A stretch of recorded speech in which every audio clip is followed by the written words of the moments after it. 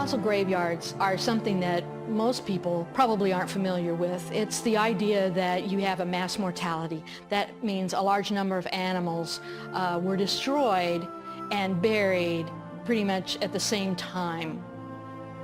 And probably the most popular of these types of deposits are the dinosaurs. But there are areas of concentration, which have always made me wonder. Let's look at what the sediments were doing.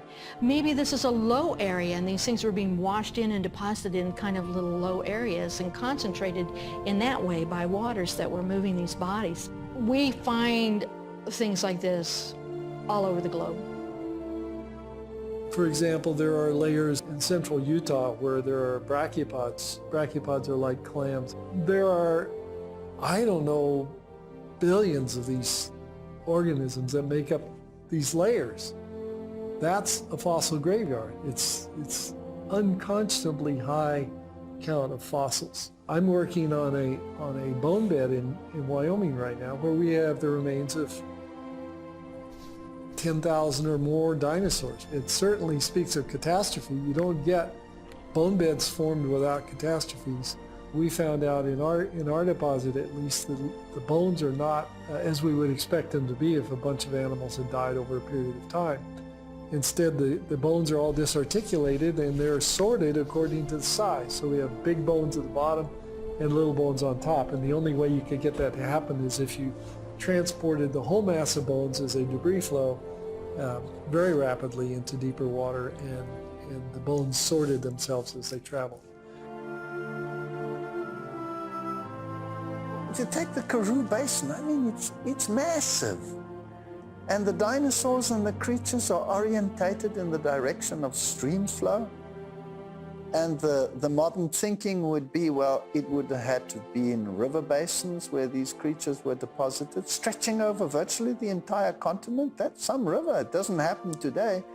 You have to imagine such a totally different world in the past.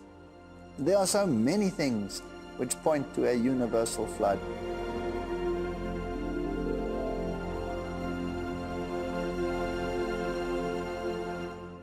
The violent forces of the flood washed thousands of animals into large areas where they later became fossilized.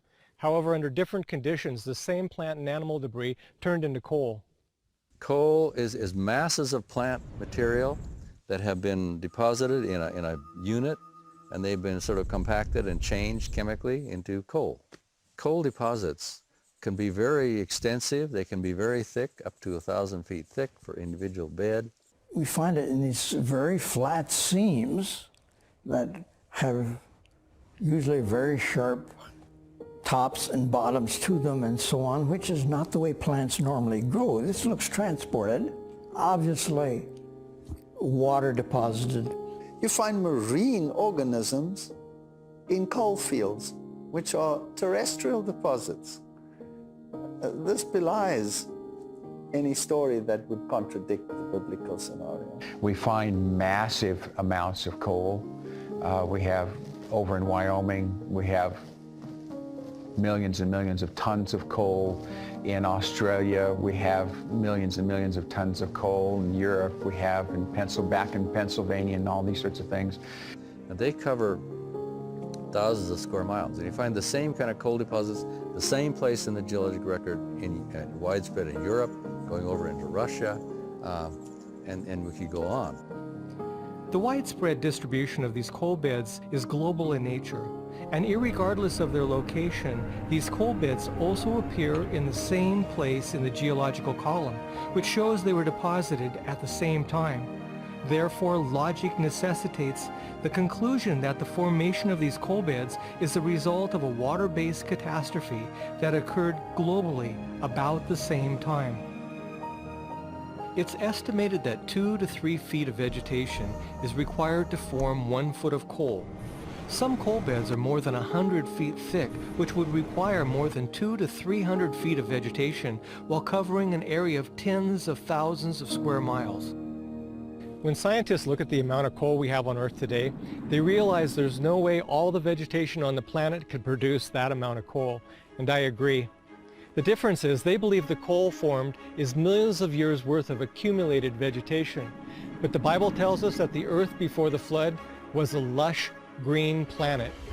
It's not implausible to have this come from just the vegetation that existed just before the flood.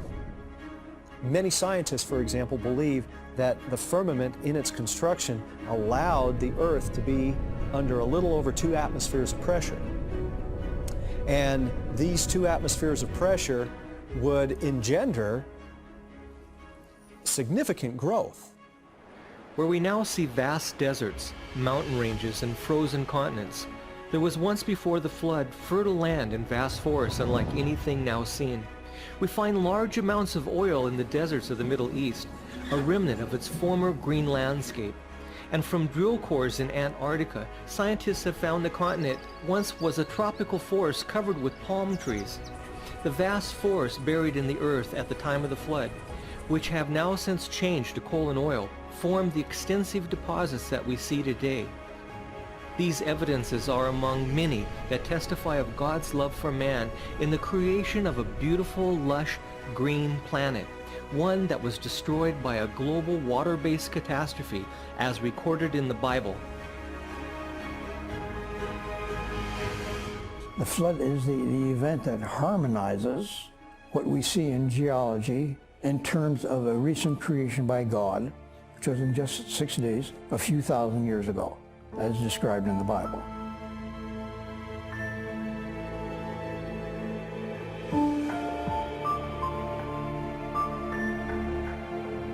There's so much evidence we cannot possibly investigate it in such a short time. But if we step back and look at the big picture, the earth itself is its own witness.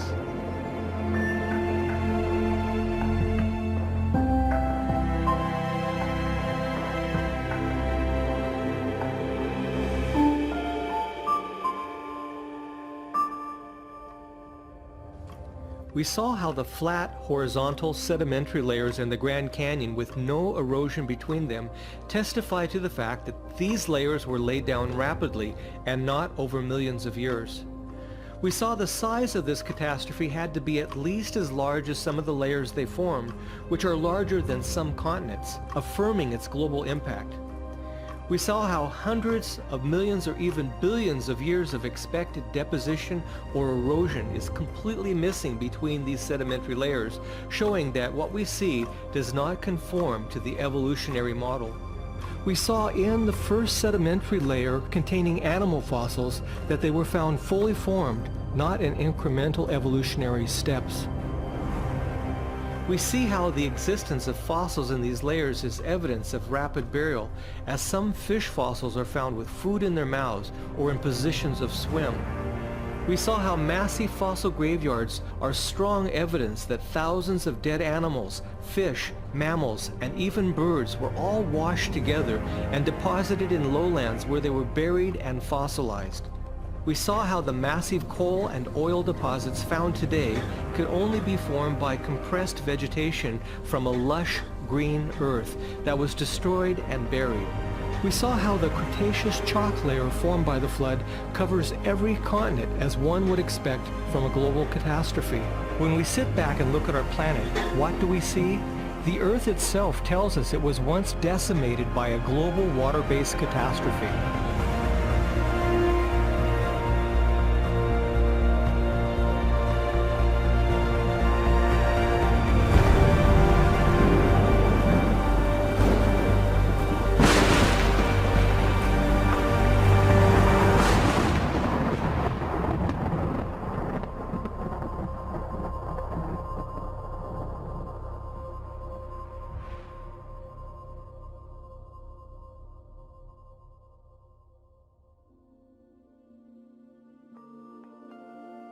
So why is it, with a world full of evidence, that the story of the flood as found in the Bible is rejected by some of the brightest minds in the scientific community in general? I'll give you a clue. It has little to do with the evidence.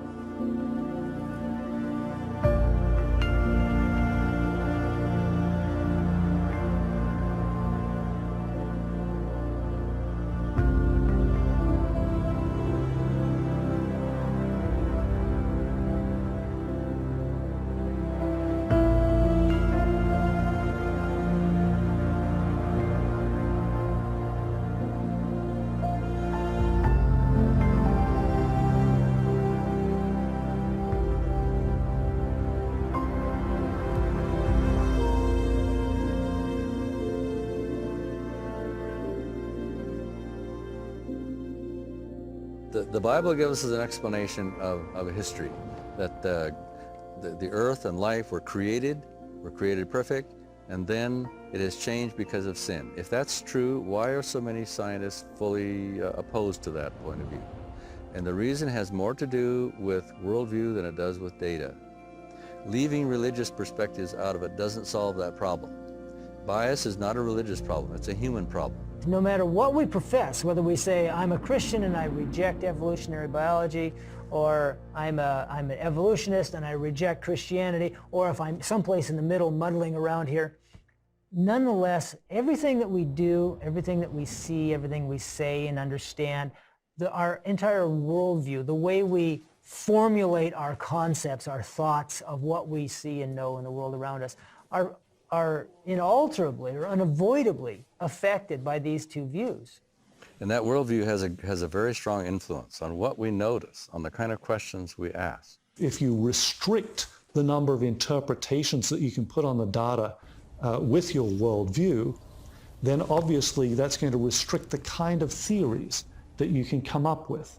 So, for example, if you're looking at the materialistic worldview, and you're looking at these amazing molecular machines that I enjoy studying, or the information that's recorded in DNA. There are any number of theories that you come up with based on that data that you've collected. But if you're a materialist, none of your theories could suggest that an intelligent mind wrote that information in the DNA. That's a theory that's not allowed. Evolution belies the laws of physics. Everything moves from a higher to a lower grade. There's always a regression. There is never the reverse. That is the law of thermodynamics. And life defies the law of thermodynamics. So here you have a theory which basically violates every single physical law, and yet it is one of the basic theories which is even enshrined in legislation. That's mind-boggling. Science is defined as a systematic enterprise that builds and organizes knowledge in the form of testable explanations and predictions about the universe. The problem evolution has is that it is not a testable explanation. Evolution necessitates that in some way, somehow, something that is not alive could by itself create something that is alive. This mysterious event has not been observed anywhere in nature or in the laboratory, and therefore it does not pass the scientific method, so it cannot be established as scientific fact. All life consists of DNA, which is very complex, organized information. The reason why natural processes cannot and will never produce life is because natural processes do not create or organize information. Organization requires intelligence, and where we see evidence of organization, we see evidence of God. Therefore, the most supreme revelation the study of science and the natural world can ever grant mankind is a discovery of the existence of the supernatural. In spite of this, the pride of human bias and man's commitment to a godless worldview still influences our courts and educational institutions, which, to this day, mandate by law evolution be taught as an infallible fact. People have asked me a question about why is it that science seems to be becoming more and more confident in their commitment to a completely evolutionary origin of life. Is that because we've got more data? Well, no, it really isn't. It's because there's becoming increasing confidence, increasing commitment to a worldview. And I think part of that is because of the political battles over what's going to be taught in public schools. When they say that you have to teach that, then you are basically saying, in my personal opinion, that every teacher has to be a liar. Because he has to proclaim that which is a theory of modern science. When there are better theories to explain what we see, which are excluded If they were to put them both before the students as a matter of comparison and choice, that would be fair. But the way in which it is today belies comprehension.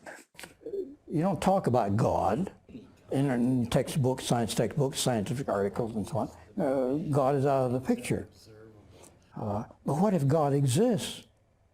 This is no way to find truth. So that's how a worldview can constrict things.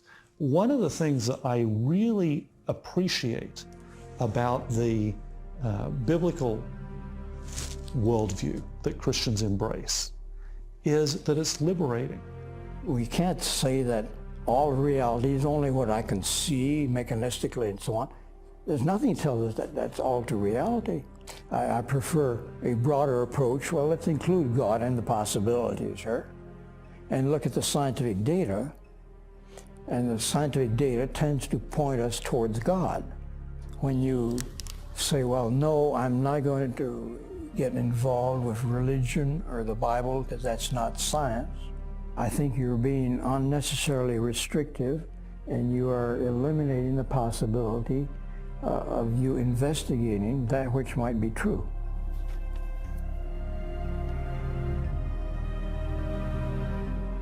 But science has a certain appeal to the independence of the human mind and heart. Science is the realm of the human. This is what we've done. This is what we know. Whereas religion, faith, Christianity, that's the realm of God. I think the main impediment to accepting the biblical account of origins is the consequences of accepting it.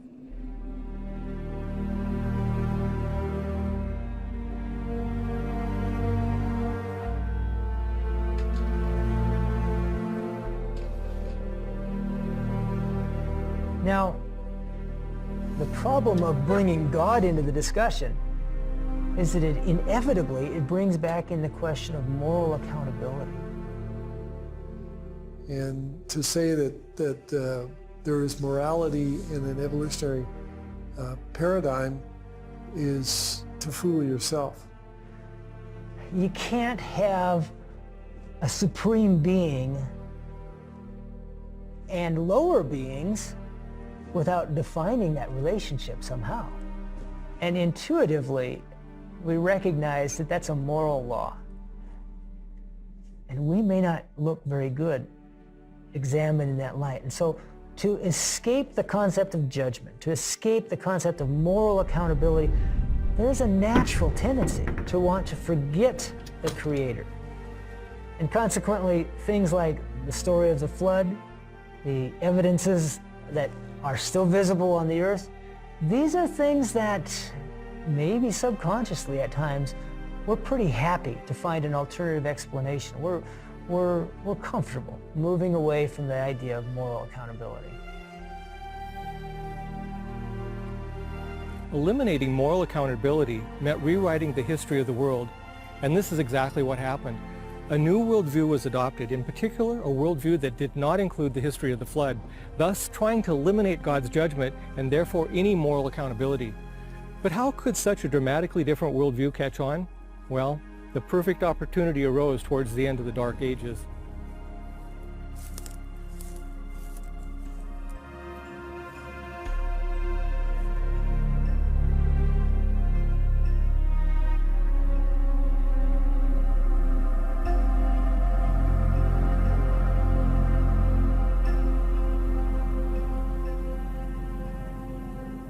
If we look at popular culture today, the flood story is not one that is commonly accepted. It's literally true. And so it's easy to look at it and say, nobody believes that. Well, that sort of begs the question a little bit, what about the last few thousand years? And the answer is, everybody believed it. In fact, the universal flood story has been noted time after time in cultures scattered around the world. Every culture, it seems, has a story of a flood, and they all drew some lessons from it. The lessons may vary here and there, but they believed it. So why don't we believe it now? Students will sometimes ask me, how did science come to the point of view that they have now that denies miracles and are passionately unwilling to believe in creation? And you have to go through a little history to explain that. Our society has been subjected to a whole fabric of intellectual ideas set to undermine the history of the flood, the history of the world, the history of creation.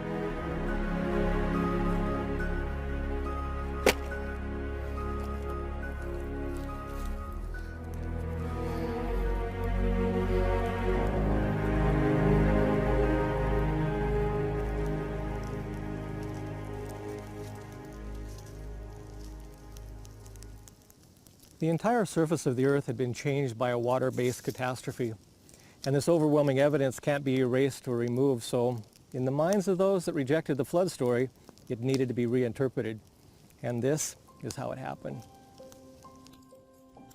All during the Middle Ages, some factors in society were very autocratic and dogmatic and persecuting people, making life very hard for people, suppressing them. And what were those agencies that were doing that? Well, it was governments and the church. One of the greatest things that man wants to have over man is power. In the Middle Ages, the church ruled the world. So during the Dark Ages, the medieval time period, for 1,500 years, you had this nearly monolithic, universal, well, throughout Europe anyhow, rule of the Catholic Church. One of the arenas of conflict in the developing new freedom of thought with the existing structures of the Catholic Church over the last 1,500 years was, of course, the area of science. And the stories are fairly well known of all these scientists, from Galileo to Newton to Copernicus to Francis Bacon, who came into conflict with the church. Probably Galileo is the one that is most famous. He promoted the heliocentric, or the sun at the center and all the little planets going around. But the church didn't like that for a variety of philosophical reasons. To have the earth at the center was important philosophically. That was a mark of the perfection of God's creation, and to have the idea kicked around that the earth wasn't where we thought it was, and that these other planets weren't going in perfect circles, that wasn't popular. So Galileo was called up by the Inquisition, placed under house arrest, threatened with serious punishment, possibly death. We use that story now, unfortunately, many times to create an unworkable antagonism between Christianity and science. And that's not what ought to be learned from that lesson. Because when we look at the teachings of the church through the Dark Ages, in many cases, it's not what the Bible says. The world had been subjected to a very rigid religious thinking. And anything that was slightly out of that tight box was regarded as contra truth, contra God, contra Bible, and had to be eradicated by force and by inquisition and by death penalty. And you came finally to a point in history where the people were tired of that. They were weary of it. The church was losing its credibility because of that, because of the way they had treated people. The governments, the people were tired of the way governments had treated them. And this led to a movement among scholars to move away from authority, from any of these autocratic agencies. And the view of God was one of this wrathful deity who was lurking in the woods, just waiting for the transgressor to put a foot wrong. And the kings ruled not of love but out of greed, controlled not out of love but out of fear, including the church. In seeing the abuse of power that had prevailed over Europe, they utterly rejected the Catholic Church. which of course in their mind meant that they utterly rejected Christianity. And so that gave rise to a more atheistic-minded society. And the mindset of man says, well, what was the restricting force? The restricting force to any mind expansion was God. And therefore, let's get rid of him. Let's get rid of God so that we can grow intellectually. And that's what they did in the French Revolution. Instead of holding the masses in blind submission to her dogmas, Rome's work resulted in making them infidels and revolutionists. They regarded her greed and cruelty as the fruit of the Bible, and they would have none of it. Rome had misrepresented the character of God, and now men rejected both the Bible and its author.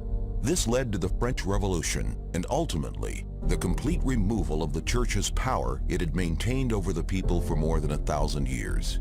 In the French National Assembly, the mob of revolutionaries declared only reason should be worshipped. They revealed a beautiful woman adorned in blue drapery and proclaimed her the goddess of reason. And they enshrined the goddess of reason. And reason took the place of faith in God. They carried this woman on a car to Notre Dame, destroyed the church, and preached atheism to the masses inside the church every week. The French people responded to the many centuries of Roman Catholic oppression and persecution by establishing a new form of government. Instead of a nation with a Christian worldview, howbeit perverted and ruled by the Catholic Church at the time, a society was formed with an atheistic worldview, absent of any Christian influence. And this was called the Age of Enlightenment. They didn't want to have anything else to do with God. They saw that God was tyrannical. People were forced to believe. And so now, let's remove God from the equation altogether. And that's what happened in the French Revolution. We moved from a God-centered environment to a reason-based environment. Atheism arose, tremendously in France. Look what happened in France. The Bible was burnt, was destroyed. And that's called the Age of Enlightenment. And so we see this idea of enlightenment totally removing God from the picture. Out of all the segments of French society, it was the Catholic priests who suffered the highest per capita mortality rate. There was a lot of animosity, and they took it out on the church. And in most cases, that means they took it out on Christianity. In an effort to defend science and reason as the new ideals for society, the atheistic endeavor went about to de-Christianize France in what became known as the Reign of Terror. Priests were imprisoned or executed. Churches and religious monuments were vandalized or destroyed. The word saint was removed from street signs. The worship of a deity was forbidden. Bibles were burned publicly, and the rallying cry of the French infidels was, "Crush the wretch," referring to Christ in the form of his church. Christians became the objects of public hatred. Many were shot dead while on their knees in prayer, and their bodies left where they fell at their places of worship. In the forests where Christians gathered, bodies hung from trees and scattered the ground everywhere. All this was the result of the atheistic movement called the Great Enlightenment. And those who thought to dethrone the Catholic Church for its centuries of torture and bloodshed were now themselves guilty of the same crimes. The culminating events coming out of the Enlightenment and then up to the French Revolution, which seemed to indicate the death of Christianity. All this was as Satan would have it. His policy is deception, and his purpose is to bring wretchedness upon men, to deface the workmanship of God, to mar the divine purpose of love, and to thus cause grief in heaven. Then, by his deceptive arts, he leads men to throw the blame on God, as if all this misery were the result of the Creator's plan. When the people found Romanism to be a deception, he urged them to regard all religion as a cheat, and the Bible as a fable. The papacy looked like it was going to die. Society was freed to consider a different alternative, let's put it that way. This Age of Enlightenment, this free thinking, actually was the beginning of what I would call modern science. This movement away from authority, really, we think of it in terms of the period of time called the Enlightenment. You don't have this bridle on you, and you can begin to explore, and you can begin to look, and you can begin to use human reason. People were, in fact, moving away from their confidence in governments and in the church and wanting to think for themselves and bring out more human freedom. And this freedom went many different directions, including moving away from belief in God. If it hadn't been for the French Revolution and the mindset that God is not involved in the process, reason takes the place of God, then there wouldn't have been a fertile soil for the development of evolutionary thinking. The new generation, if you wish, of earth science individuals, most notably Lyell and Darwin, came to the fore in the 1800s. Charles Lyell was a geologist who for the first time introduced the concept of long periods of time in the development of geological features, and then he wrote this work, The Principles of Geology. These geological views Lyell espoused in his book became known as uniformitarianism. Uniformitarianism is the belief that things as they unfold and happen today were no different from what they were in the past. So if something takes a very long time to develop today, it must have taken a very long time in the past. Uniformitarianism is the basis for believing in the millions of years of time so critical to the theory of evolution. The widespread acceptance of the principle behind uniformitarianism was foretold in the Bible to be one of the prevailing reasons why people at the end of time would deny both creation and the global flood. There shall come a time in the last days, scoffers, walking after their own lusts, and saying, "Where is the promise of his coming? For since the fathers fell asleep, all things continue as they were from the beginning of the creation." This is what uniformitarianism teaches, that all things have continued at the same rate since the beginning.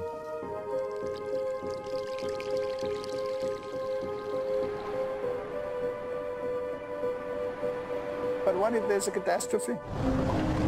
What if you have a major storm and all of the material that uniformitarianism said would eventually disappear just like that? And that's what we see.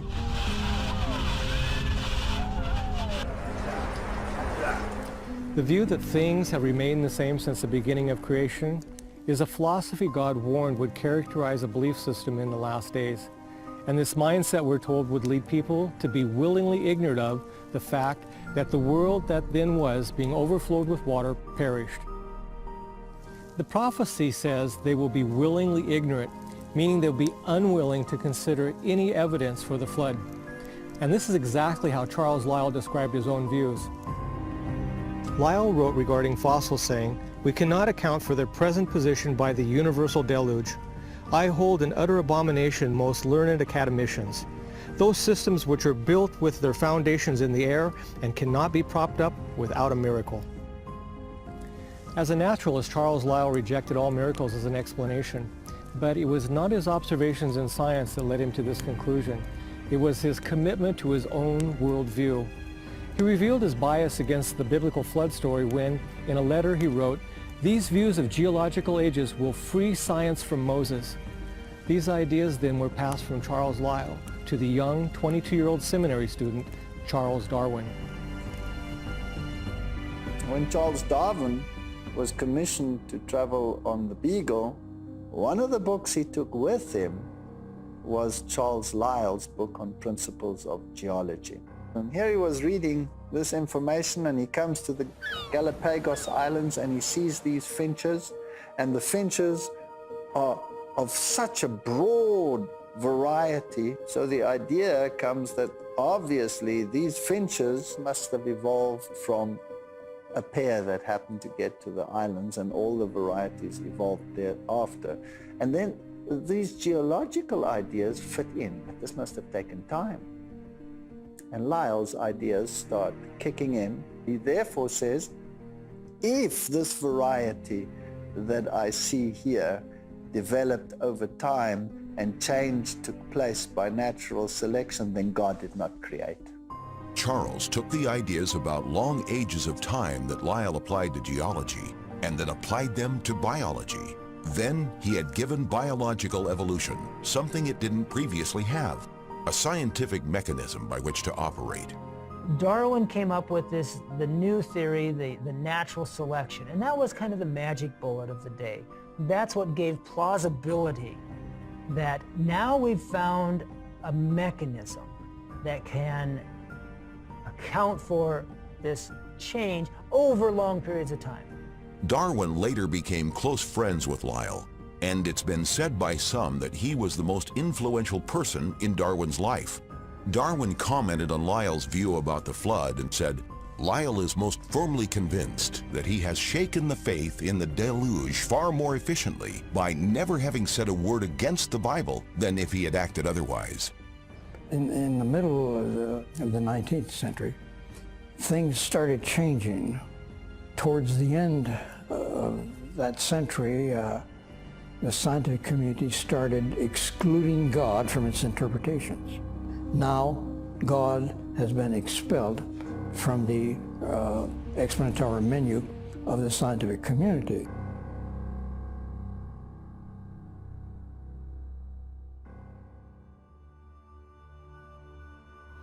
The theory of evolution has become the foundation of our global society today, and the catastrophic results of such a belief can be seen everywhere, in the denial of moral accountability, in the denial of God, and therefore the denial of the flood. But perhaps more than any other belief, evolution has pushed our society closer to the magnitude of the wickedness that existed in the days of Noah.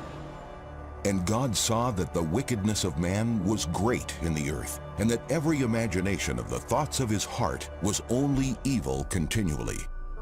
Wickedness and evil is how God defined the thoughts of man before the flood. This is all the more applicable to us when we consider what the Bible has to say about the thoughts of the wicked. The wicked, through the pride of his countenance, will not seek after God. God is not in all his thoughts. And the Bible says that God is not in all his thoughts. What is really being said is God is not in any of his thoughts. The wickedness that was great in the earth in the days of Noah was a godless society that did not seek after him nor think of him. With this in mind, we can see a direct fulfillment in Jesus' prophecy that as it was in the days of Noah, so shall it also be in the days of the coming of the Son of Man. Take it home for the touchdown!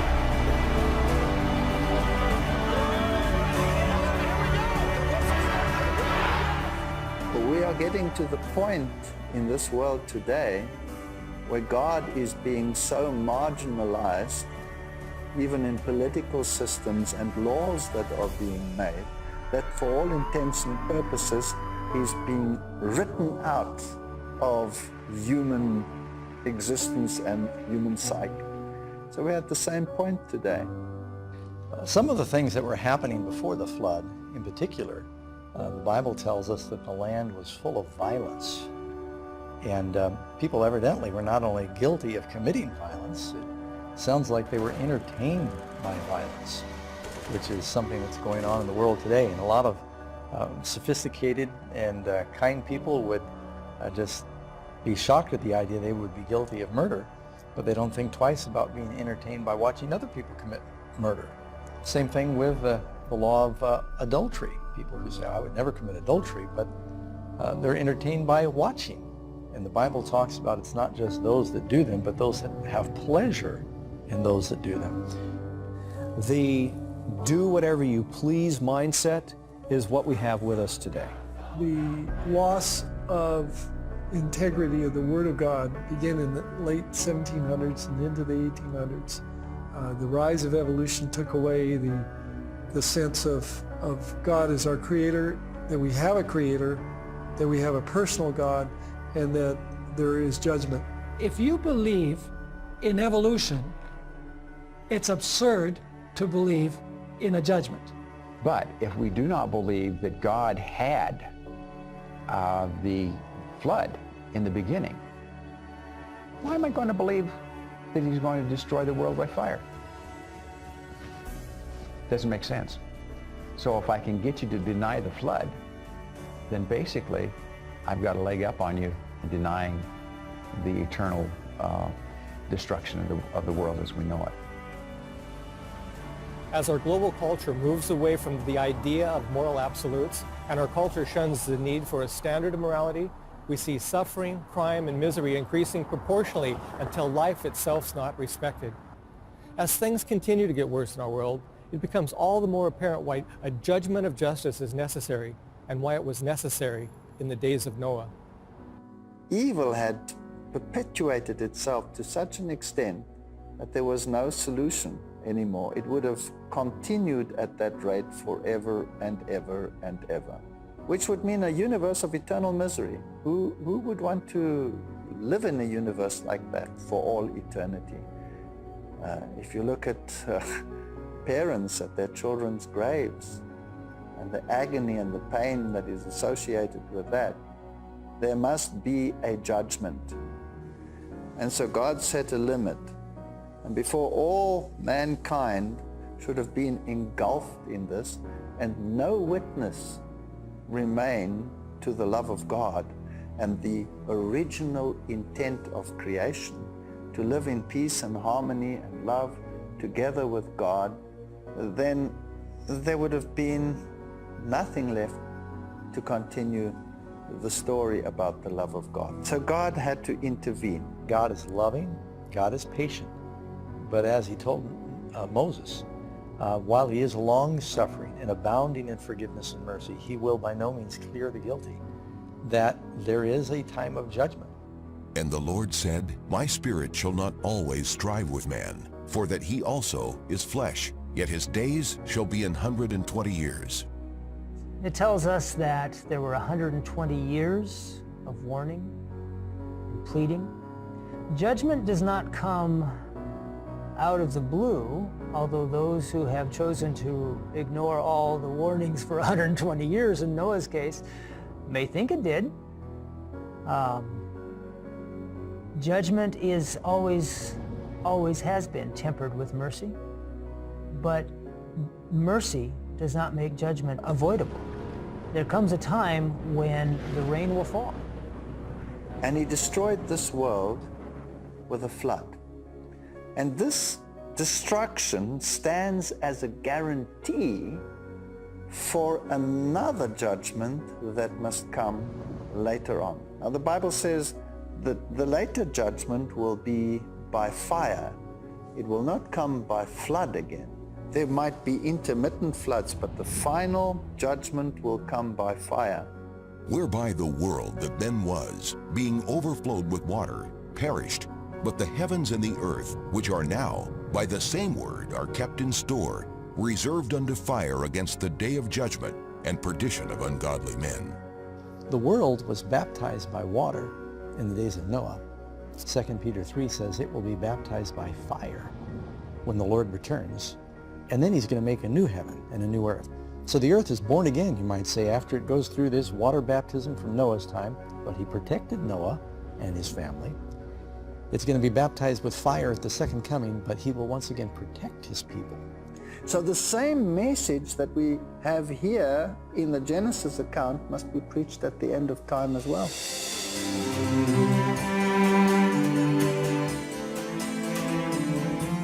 At the end of time, the days of Noah will be repeated, and the rocks and the fossils of the earth bear witness to this fact.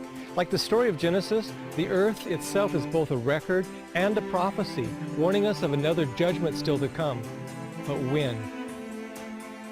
At the end of time, there are three warnings given to man that immediately precede the second coming of Christ. These warnings are given by three angels and have become known as the three angels' messages. In the days of Noah, when the message of judgment was being given, was the world's first judgment hour. And now, at the end of time, the first angel's message echoes Noah's warning by announcing the hour of his judgment is come. In part 2 of the Days of Noah, we will investigate these messages and even discover the very year when this judgment hour announcement is made and when the days of Noah for the last generation will begin.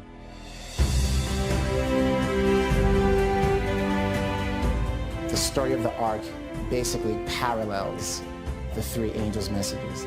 The three angels' messages of Revelation 14 are God's last message to the world. It is an end-time message, and it is a message that actually prepares the world for the coming of Christ.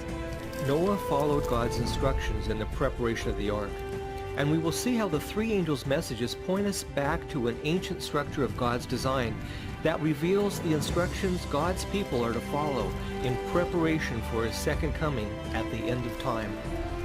The first angel's message points us to truth. The second angel's message points us to the counterfeit. And the third angel's message says choose. And Noah called the people to a choice. Choose. Make your decision, but know that these decisions are final. An hour of judgment is coming. People are being warned in advance because God loves man and He wants to save them. And God will once again see the wickedness of man and say that the thoughts of his heart and mind are only evil continually. And He will once again bring judgment. So it's a message of warning, it's a message of love, but it's a message also that there's impending judgment.